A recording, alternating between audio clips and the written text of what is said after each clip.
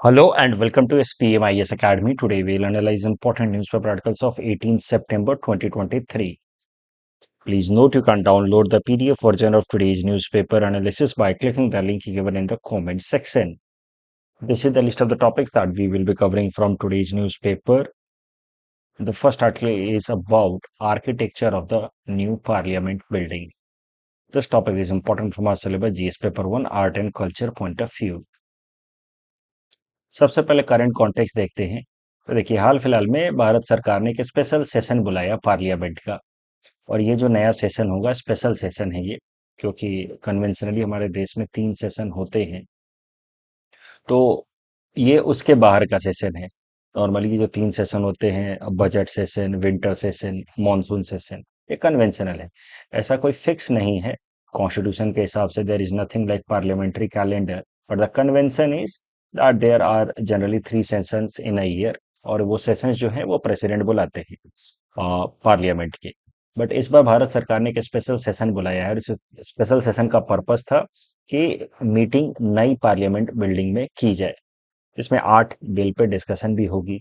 तो अगर आप ब्रीफली देखें तो ये स्पेशल सेशंस बुलाना एक रेयर ओकेजन है इंडियन पार्लियामेंट्री हिस्ट्री में।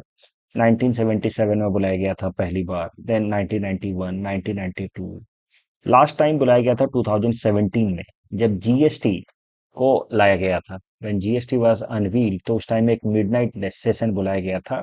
उसको बताया जा रहा था कि economic independence of India has happened on this particular date. उसके बाद ये स्पेशल सेशन इस बार बुलाया गया है 2023 में। और इसके पीछे मुख्य पर्पस यही है कि जो हमारी नई पार्लियामेंट की बिल्डिंग है, जो पुरानी पार्लियामेंट बिल्डिंग के बिल्कुल एडजेसेंट में बनी है, इस तरीके की कुछ है वो, हेक्सागोनल टाइप। तो इस पार्लियामेंट्री बिल्डिंग में पहली मीटिंग कराई गई है with help of this special session. ये जो नई पार्लियामेंट बिल्डिंग आप देख रहे हैं, इसके मेन आर्किटेक्चर हैं या मेन आर्किटेक्ट हैं विमल पटेल साहब। तो ये नाम आपको याद रखना है पीटी पर्सपेक्टिव से। नई पार्लियामेंट बिल्डिंग की अगर बात की जाए, अभी इस नए सेशन में, स्पेशल सेशन में जो जो इम्पोर्टेंट कानून पास होंगे उनको तो हम लोग देखेंगे आगे। बट नई पार्लियामेंट बिल्डिंग का आज इस टॉपिक में हम लोग आर्किटेक्चरल डिजाइन पे थोड़ा डिस्कशन कर लेते हैं। तो लगभग 64,500 स्क्वायर मीटर एरिया है। इसके मॉडर्न फीचर्स भी हैं, हाईटेक डिजिटल फीचर्स वगैरह सब भी हैं इस नए पार्लियामेंट बिल्डिंग में। साथ ही साथ कल्चरल फीचर्स को भी रिटेन किया गया है। बात की जाए अगर लोकसभा चेंबर की, तो उसमें 888 मेंबर्स की बैठने की जगह बनाई गई है, कंसीडरिंग कि फ्यूचर में फिर से डिलिमिटेशन कमीशंस बिठाए जाएंगे और फ्यूचर में अगर लोकसभा की सीटें बढ़ती हैं तो उस हिसाब से पहले से ही प्रोविजन रखा गया है 888 मेंबर्स का। और उसके अलावा राज्यसभा की कैपेसिटी जो है वो 248 ही रखी गई है। अगर आप बात करें कल्चरल फीचर्स की, तो लोकसभा का जो थीम है, लोकसभा चैम्बर का जो थीम है, that is on peacock theme, which is national bird of India. तो इस तरीके का देखिए लोकसभा पीकॉक थीम पे डेवलप किया गया है, जबकि Rajya Sabha has been developed on lotus theme, which is national flower of India. और उसके अलावा जो ओपन कोर्टयार्ड है, एक बाहर ओपन कोर्टयार्ड है पार्लियामेंट के अंदर, उसको डिजाइन किया गया है on the theme of banyan tree, which is national tree of India, banyan tree, open courtyard. तो इस तरीके से कल्चरल फीचर्स को भी रिटेन किया गया है in the new parliament building design. अब बात की जाए अगर गेट्स की, या जो आप देख रहे हैं गेट्स, अलग अलग गेट्स पे इस तरह के 6 गेट्स हैं, 6 गेट्स आर देयर। इसमें से 3 स्पेशल गेट्स हैं, ये जो आप 3 देख रहे हैं। उसके अलावा बाकी 3 ऐसे बीच में हैं। तो ये जो 6 गेट्स हैं, 6 गेट्स पे 6 एनिमल्स, ऑस्पिशियस एनिमल्स को गार्ड की तरह यहाँ पे इंस्टॉल किया गया है। तो ये जो 6 एंट्रेंसेस हैं, दे will B guarded by such sculptures of auspicious animals, और उसको अलग अलग नाम दिया गया on the basis of these sculptures. जैसे कि एक जो सबसे इंपॉर्टेंट वाला है वो है गज द्वार, which will be guarded by elephant, which represents wisdom, wealth, intellect and memory। तो इसका पर्पस है कि हमारे जो रिप्रेजेंटेटिव्स हैं उनके अंदर ये सारे important virtues, wisdom, wealth, intellect और मेमोरी जो है वो इनकलकेट हो जब वो पार्लियामेंट बिल्डिंग के अंदर इंटर कर रहे हों। तो दूसरा है अश्वद्वार। अश्वद्वार it reflects alertness, strength, power. इससे इससे इंस्पिरेशन लेकर के गवर्नेंस में स्पीड आएगी, गुड गवर्नेंस इंश्योर होगा। गरुड़, गरुड़ द्वार is reflection of good governance, because it it is reflected or considered as sign of victory, glory, success आज पर वास्तु शास्त्र। तो गरुड़ द्वार एक होगा। उसके अलावा एक है मकर द्वार। मकर द्वार कैसा है? मकर is a mythological aquatic creature which is made up of body parts of different animals। तो अलग अलग एनिमल्स के बॉडी पार्ट से मकर बना है। तो मकर द्वार represents unity in diversity of our country India। श्राद्धुल द्वार represents power of the people of the country।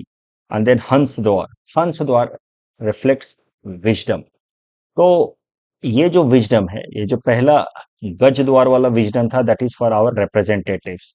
हंस द्वार वाला जो विजडम है, self realisation, born out of wisdom, this is for the people of our country। क्योंकि parliament is temple of democracy, और democracy तभी sustain कर सकती है जब लोग विजडम से गाइडेड होकर के वोट करें, ना कि कम्युनल या कास्ट बेसिस पे वोट करें। तभी जाकर के ट्रू सेंस में, एसेंस फॉर्म में डेमोक्रेसी सस्टेन हो सकती है हमारे देश के अंदर। देखिए, नॉर्मली हम लोग कैसा समझते हैं कि डेमोक्रेसी मींस मेजोरिटेरियन रूल, जिसके सबसे ज्यादा सीटें मिल गई उसकी सरकार बन जाएगी। ये एक इलेक्टोरल या प्रोसीजरल अंडरस्टैंडिंग ऑफ डेमोक्रेसी है। लेकिन डेमोक्रेसी का मुख्य मकसद होता है, democracy as a value is that when people respect view points, rights and interests of others also, genuine interests of others also, ये होती है डेमोक्रेसी। इसलिए कम्युनल, कास्ट बेस्ड लाइंस पे वोटिंग करना और उसके बेसिस पर सरकार चुनना, it can not be considered as essence of democracy. तो हमारी सरकार चाहती है कि लोगों के अंदर एसेंस ऑफ डेमोक्रेसी को डेवलप किया जाए, एंड दैट इज वाई एक हंस द्वार है। दिस हंस stands for wisdom, wisdom amongst the people, where people are guided by the ideas of inclusive interest of all in the society, and on that basis when they vote, then only the democracy will realize its true value। यही सारी बातें यहाँ revision page में मैंने लिख करके दे रखा है, जो बातें आपको पीटी पर्सपेक्टिव से याद रखनी है। जो रिवीजन पेज है मेनली पीटी पर्सपेक्टिव से अभी से ही हम लोग डेवलप कर रहे हैं। आर्किटेक्ट हैं इसके नए पार्लियामेंट बिल्डिंग के विमल पटेल जी। लोकसभा चेंबर 888 सीट्स इसका पिकॉक थीम है। Rajya Sabha chamber 248 seat lotus theme. Open courtyard banyan tree theme है इसका। 6 एंट्रेंस है, गज द्वार, अश्व द्वार, गरुड़ द्वार, मकर द्वार, श्राद्धु द्वार एंड हंस द्वार। इस टॉपिक के बेसिस पे ये प्रीलिम्स प्रैक्टिस क्वेश्चन भी हमने आपको दे रखा है। Please attempt this question and you can submit the answer in the comment section. The next article is about election commissioners bill 2023। This topic is important from our syllabus G S paper 2 Indian polity point of view. तो थोड़ा पहले background समझ लेते हैं, revise कर लेते हैं। In fact आपको तो पता है election commission of India is a constitutional body. It is mention in the constitution from article 324 to 329 which is part 15 of the constitution। this part deals with power, functions, tenure, eligibility of the election commission and its members। तो 324 जो है article, ये कहता है, mainly lay down करता है the function of election commission. तो हमारे देश में जो सेंट्रल इलेक्शन कमीशन है, इसकी जिम्मेदारी है लोकसभा, राज्यसभा, प्रेसिडेंट और वाइस प्रेसिडेंट का इलेक्शन कंडक्ट कराने का। उसके अलावा लेजिस्लेटिव असेंबली जो अलग अलग स्टेट्स की होती है, उसका भी इलेक्शन कंडक्ट कराने की जिम्मेदारी सेंट्रल इलेक्शन कमीशन की ही होती है। जो स्टेट इलेक्शन कमीशंस होते हैं, उनका काम होता है पंचायती राज इंस्टीट्यूशंस और म्युनिसिपैलिटी बॉडीज का इलेक्शन कंडक्ट कराना। सो ये बात आपको क्लियर रखना है कि स्टेट लेजिस्लेचर्स का भी इलेक्शन कंडक्ट कराते हैं सेंट्रल इलेक्शन कमीशन। अभी अगर बात की जाए कंपोजिशन ऑफ इलेक्शन कमीशन, तो हमारा कॉन्स्टिट्यूशन क्लियरली ऐसा नहीं कहता है कि एक चीफ इलेक्शन कमिश्नर होंगे और 2 इलेक्शन कमिश्नर्स होंगे उनको असिस्ट करने के लिए, ऐसा नहीं है। हमारे कॉन्स्टिट्यूशन में आर्टिकल 324 सब क्लॉज 2 में लिखा है कि election commission shall consist of chief election commissioner and such number of other election commissioners if any as the president may from time to time fix and appoint. तो एक तो chief election commissioner होंगे, उसके अलावा कुछ election commissioners होंगे chief election commissioner को assist करने की, लेकिन उनकी नंबर्स कितनी होगी वो हमारे कॉन्स्टिट्यूशन ने फिक्स करके नहीं दिया हुआ है। मौजूदा टाइम में हमारे देश के अंदर एक चीफ इलेक्शन कमिश्नर हैं और दो उनको असिस्ट करने के लिए इलेक्शन कमिश्नर्स हैं। अपॉइंटमेंट से रिलेटेड जो हमारा संविधान कहता है वो है कि the chief election commissioner and election commissioners will be appointed by the President of India, and they will have service conditions as determined by President of India. So in general, President of India has determined कि service conditions, salary and all of election commission will be at par with the Supreme Court of India. मतलब सरल भाषा में chief election commissioner और election commissioners, their service condition and salary and all perks will be in line with the judges of the Supreme Court. That is how or what has been decided by the President of India. क्योंकि president of India को ये power देता है संविधान कि election commissioners को appoint करना, उनके सर्विस कंडीशंस को डिटरमाइन करना, that is decided by the president of India as per the constitution. लेकिन एक पिटीशन फाइल की गई सुप्रीम कोर्ट के अंदर, ये सब रिसेंटली हुआ है, इसी साल हुआ है, जहां पे क्वेश्चन किया गया कि president acts on aid and advice of council of ministers, और काउंसिल ऑफ मिनिस्टर को हेड करते हैं हमारे प्रधानमंत्री जी। तो सरल भाषा में president in general acts as per the advice of the government of the day, executives, और प्रेसिडेंट के कहने पे इलेक्शन कमीशन अगर बनाई जाती है या इलेक्शन कमीशन के मेंबर्स अगर अपॉइंट किए जाते हैं, indirectly the government is appointing the members of election commission. और गवर्नमेंट जो है वो उन पार्टी की होती है जिस पार्टी के पास मेजॉरिटी ऑफ सीट्स होती है लोकसभा के अंदर। तो इसका मतलब यह है कि जिस पार्टी के पास मेजॉरिटी ऑफ द सीट्स है लोकसभा के अंदर, इनडायरेक्टली उस पार्टी के पास एक इन्फ्लुएंस है, कैपेबिलिटी है इलेक्शन कमीशन के अंदर जो चीफ इलेक्शन कमिश्नर हैं और इलेक्शन कमिश्नर हैं उनके अपॉइंटमेंट को कंट्रोल करने का। I hope you are getting this logic कि जिस पार्टी के पास मेजॉरिटी है उसकी सरकार है, सरकार के कहने पे प्रेसिडेंट अपॉइंट करते हैं इलेक्शन कमिश्नर्स को। तो इसका मतलब है कि जिस पार्टी के पास मेजॉरिटी है उसके पास इनडायरेक्टली कैपेबिलिटी है इलेक्शन कमिश्नर्स को अपॉइंट कराने का। That gives an advantageous position to the ruling party. So when there is election next time, the ruling party will have an advantageous position because they have capability to influence the appointment of election commission। तो इस चीज को change करना चाहिए। ऐसा एक petition file किया गया सुप्रीम कोर्ट में कि ruling party should not get any advantage at all, they should not have members in election commission who are in any way favorable to the ruling party if we have to live up to the expectations of free and fair election। इस पे act करते हुए फिर supreme court ने एक नया निर्देश दे दिया सरकार को कि अब से प्रेसिडेंट भले अपॉइंट करेंगे इलेक्शन कमीशन के मेंबर्स को, but not on recommendation of the council of ministers. President will make appointment after a recommendation coming from a high powered committee. This committee will include 3 people: prime minister himself, leader of opposition in Lok Sabha और leader of the single largest party in Lok Sabha and chief justice of India. ये 3 लोगों की committee होगी, high powered committee, और ये committee जब recommend करेगी उस नाम को, उस इंसान को प्रेसिडेंट अपॉइंट करेंगे इलेक्शन कमीशन के तौर पे। तो इस तरीके से भारत सरकार या जो काउंसिल ऑफ मिनिस्टर्स हैं उनके हाथों से extraordinary power of getting election commissioners appointed वो ले लिया गया as a result of this direction given by the supreme court.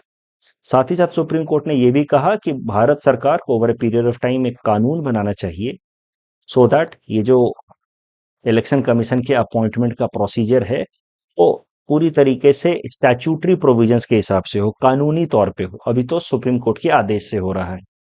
तो फिर भारत सरकार लेकर के आई ये नया bill after all such developments, because supreme court ने कहा कि हम तो अभी के लिए ये कमिटी बना रहे हैं, but over a period of time the government should also make a law in order to give statutory backing to this committee. सरकार लेकर के आई एक bill in this regard only: chief election commissioner and other election commissioners appointment condition of service and terms of office bill 2023। सरल भाषा में कहें तो इलेक्शन कमिश्नर्स बिल 2023, इतना ही याद रखिएगा, पूरा याद हो नहीं पाएगा। तो आप देखोगे तो ये जो बिल है ये राज्यसभा में ऑलरेडी पास हो चुका है 10 अगस्त को। अब ये लोकसभा में पेंडिंग है, और ये जो स्पेशल सेशन बुलाई गई है उसमें मोस्ट प्रोबेबली ये पास हो ही जाएगा, कोई कारण नहीं है कि ये पास ना हो। बट इस बिल में जो कुछ बातें हैं वो सुप्रीम कोर्ट के डायरेक्शन से थोड़ा डाइवर्ज दिखती हैं। इस बिल में क्या क्या बातें लिखी गई हैं वो जरा देखते हैं। तो ये जो कमिटी बनाई गई थी सुप्रीम कोर्ट द्वारा, हाई पावर्ड कमिटी, उसमें chief justice of India himself was present. अब ये बिल के हिसाब से chief justice of India will not be a member of this high powered committee. होगा क्या कि हाई पावर्ड कमिटी के प्राइम मिनिस्टर तो मेंबर होंगे ही, leader of opposition in Lok Sabha या leader of the single largest party in Lok Sabha member होंगे। Prime minister द्वारा अपॉइंट किए हुए या नॉमिनेट किए हुए एक काउंसिल ऑफ मिनिस्टर होंगे तीसरे member in place of chief justice of India. ये प्रोविजन है एज पर द बिल। तो कहीं ना कहीं सरकार के पास फिर से डिस्प्रोपोर्शनेटली हाई पावर आ जाता है।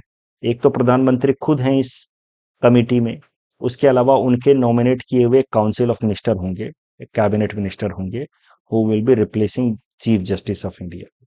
प्रोसेस कैसा रहेगा कि सबसे पहले तो एक सर्च कमेटी होगी। सर्च कमेटी, उसके हेड होंगे कैबिनेट सेक्रेटरी, और ये सर्च कमेटी 5 लोगों का नाम प्रपोज करेगी इस हाई पावर्ड कमेटी को। तो सर्च कमेटी 5 लोगों का नाम प्रपोज करेगी हाई पावर्ड कमेटी को, और हाई पावर्ड कमेटी में प्रधानमंत्री होंगे, लीडर ऑफ अपोजिशन होंगे, और एक कैबिनेट मिनिस्टर होंगे। ये तीनों मिलकर के फिर उनमें से, उन 5 नाम में से किसी एक को अपॉइंट करेंगे फॉर द वैकेंट पोस्ट। हाँ, ये बात है कि हाई पावर्ड कमेटी के पास एक्स्ट्रॉर्डनरी पावर है, उन 5 नाम को रिजेक्ट करके किसी छठा या नया नाम भी ले सकते हैं। तो ये है, सीजीआई से रिलेटेड चेंज कर दिया भारत सरकार ने। उसके अलावा प्रोसेस को ज्यादा डिटेल में कर दिया। बट इस प्रोसेस में आप देखिए, कैबिनेट सेक्रेटरी जो अल्टीमेटली भारत सरकार के नीचे ही काम करते हैं, तो कैबिनेट सेक्रेटरी के पास पावर आ गया है, क्योंकि वो एक कमिटी को हेड करेंगे, सर्च कमिटी, और वो 5 मेंबर्स का नाम प्रपोज करेंगे। उन्हीं 5 में से जनरली अपॉइंटमेंट होगा, और अपॉइंटमेंट कमिटी में भी एक तो प्रधानमंत्री खुद रहेंगे और एक दूसरे कैबिनेट मिनिस्टर रहेंगे। तो इसको लेकर के कहीं ना कहीं इश्यूज हो सकते हैं। So one can easily see that this new bill is now ready for creating another face off between government and judiciary.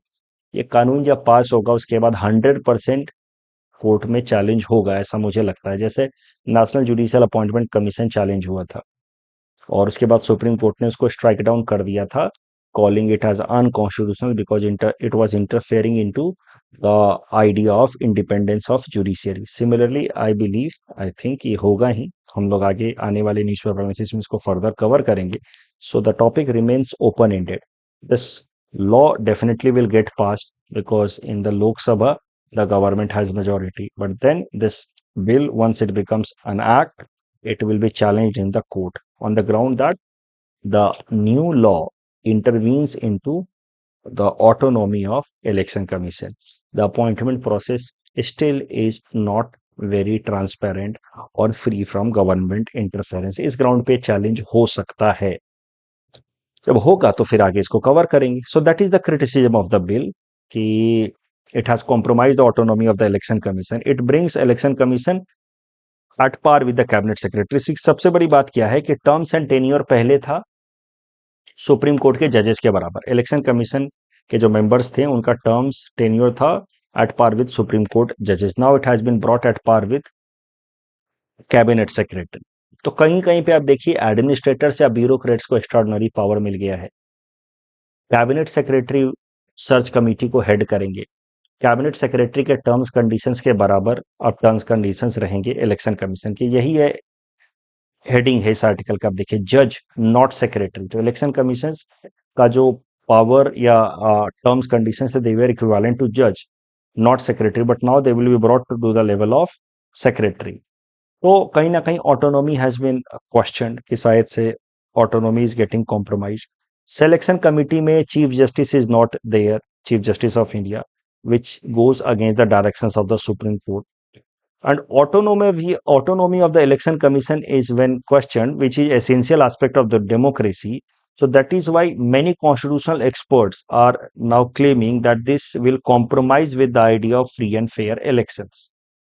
सो इन सब मामलों को लेकर के हो सकता है कि ये कानून आगे चैलेंज हो, देखेंगे। Election commission bill 2023 constitutional body है इलेक्शन कमीशन।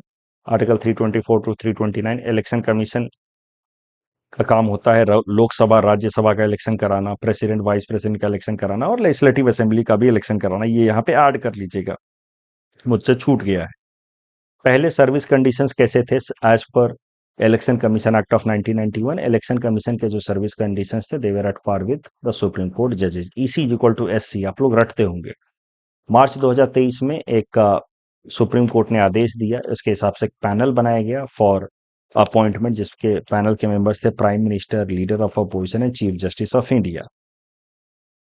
अब उसके बाद सरकार एक नया बिल लेकर के आई है। इस बिल में काफी डिटेल्ड प्रोसीजर लाया गया है regarding appointment of election commissioners. तो उसमें एक सर्च कमेटी होगी which will be headed by cabinet secretary. ये 5 नाम को प्रपोज करेगी to the search. 5 names will be proposed by this search committee. और ये फिर अपॉइंटमेंट पैनल जो होगा that will include prime minister, cabinet minister nominated by PM and leader of opposition.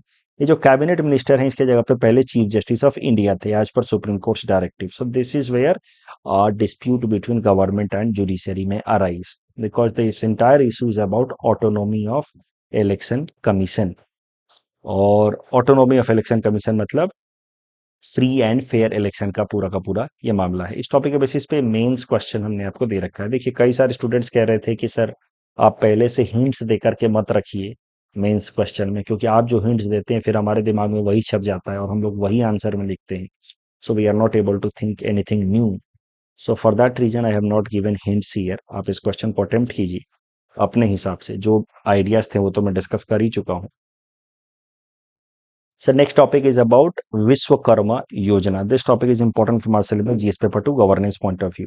तो विश्वकर्मा योजना कैसा है कि मुझे लगता है हम तीसरी बार पढ़ रहे हैं। क्यों?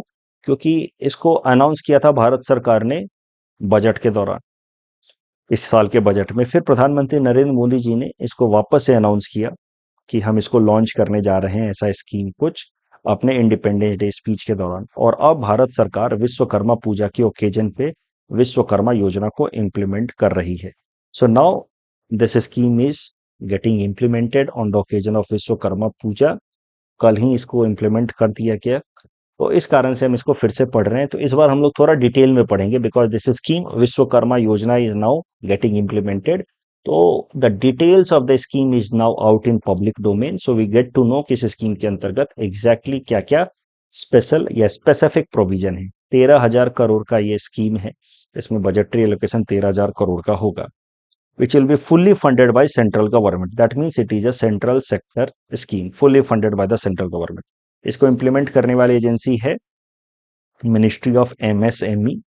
और इसके अंतर्गत जो भी ट्रेडिशनल आर्टिसंस हैं, राजमिस्त्री, सोनार, सुतार, इन सब को कम से कम 18 कैटेगरी के जो ट्रेडिशनल आर्टिसंस हैं उनको सब्सिडाइज रेट पे लोन दिया जाएगा अप टू ₹2 लाख, ताकि वो अपने बिजनेस को आगे ले जा सकें, अपना स्किल डेवलपमेंट कर सकें, अपना ब्रांड प्रमोशन कर सकें, कोई नया टूल खरीदना हो तो खरीद सकें। तो इस तरीके से जो हमारे देश के जो आर्टिसंस हैं उनकी मदद की जाएगी सब्सिडाइज रेट पे। जैसे कैसे पीएम स्वनिधि स्कीम था, उसमें स्ट्रीट वेंडर्स को सब्सिडाइज रेट पे लोन दिया जा रहा था, वैसे ही विश्वकर्मा योजना में जो आर्टिसंस है उनको सब्सिडाइज रेट पे लोन दिया जाएगा, सब्सिडाइज इंटरेस्ट रेट पे लोन दिया जाएगा 2 लाख रुपए तक का, ताकि वो अपना brand promotion, technology upgradation, skill development ये सब कर सके। इसके अंतर्गत रूरल एरियाज या अर्बन एरियाज दोनों के आर्टिसंस को इंक्लूड किया जाएगा।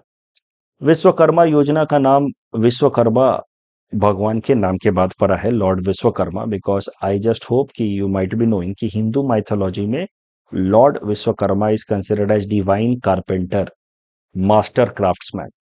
तो जितने भी ये जो आर्ट क्राफ्ट्समैन हैं हमारे देश के, आर्टिसंस हैं, they consider Vishwakarma lord as their supreme lord. तो उन्हीं के नाम के बाद ये स्कीम लाया गया, जिसमें मैंने आपको बताया कि 18 तरह के अलग अलग आर्टिसंस इसमें कवर्ड हैं। Carpenter, boat maker, arbor and all. सब रटने की जरूरत नहीं, but keep the number 18 in mind from PT perspective.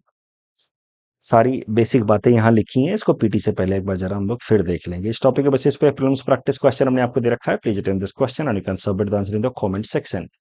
जो बातें मैंने आपको बताई हैं विश्वकर्मा योजना से रिलेटेड, वही सारी बातें यहाँ लिखी हैं। इसको आप अपने नोट्स में लिख सकते हैं, करंट अफेयर्स नोट्स में, जिससे आपको रिवीजन करने में आसानी हो। इको सेंसिटिव जोन, अच्छा आर्टिकल आया था आसाम ट्रिब्यून में इको सेंसिटिव जोन से रिलेटेड। इसमें हम लोग समझेंगे इस आर्टिकल की मदद से कि इको सेंसिटिव जोन्स होते क्या है। तो this topic is important for syllabus G S paper 3 environment point of view.